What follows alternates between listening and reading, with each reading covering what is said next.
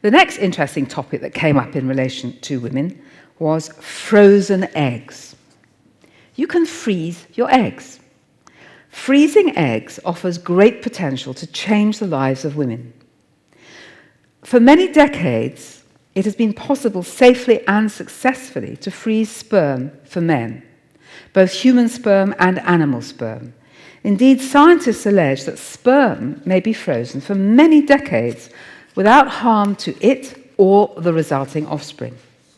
It is for ethical and practical reasons that storage of sperm and eggs is limited to 10 years by law. This facility means that a man facing chemotherapy and radiotherapy treatment for cancer may store his sperm before treatment and preserve it for the future insemination of his partner. The same possibility was not open to women until recently.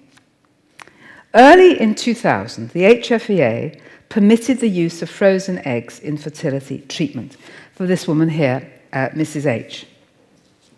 This meant that the woman who risked becoming infertile through cancer treatment, which she had had, could use the eggs she'd frozen before the treatment started. At first, before 2000, the HFEA allowed the eggs to be frozen, stored, but not to be used and thawed. This was not as illogical as it seemed, because research then showed that most of the eggs did not survive the freezing. There were genuine concerns about the safety of babies born from frozen eggs, and the success rate was only about 1%.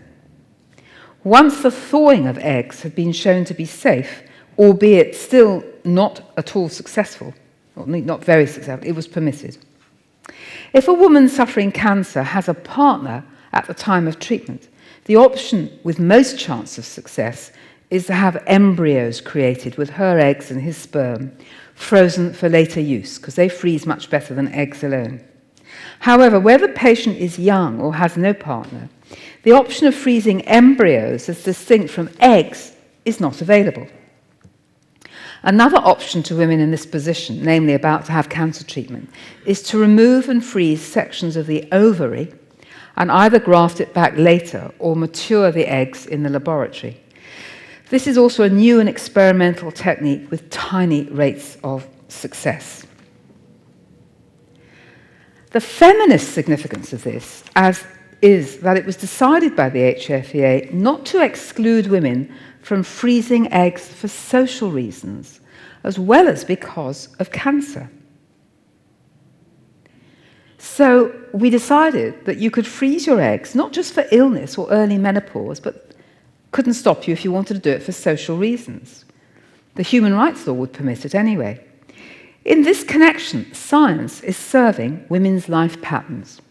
Worldwide, women are delaying childbirth in order to pursue careers in education, for financial and divorce reasons. In the UK, the number of births to women over 40 has doubled in a decade. There were 12,000 such births in 1996, 24,000 to women over 40 in 2006, 25,350 in 2007.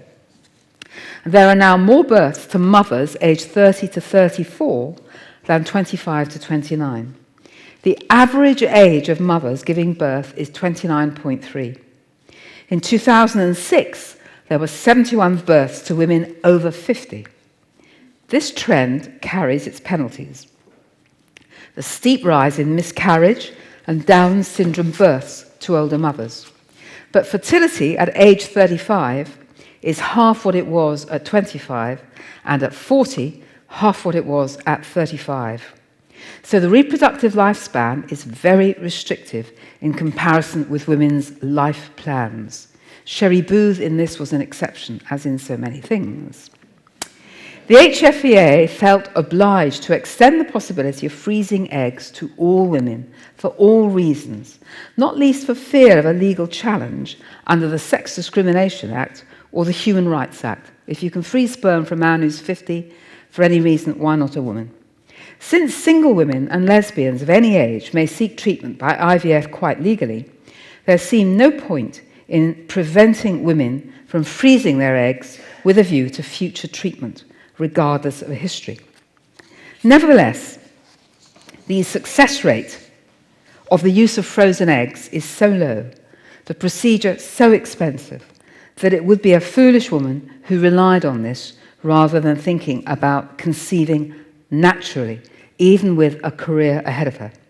Most studies give a success rate now of only 2%, although there are a few with more optimistic outcomes.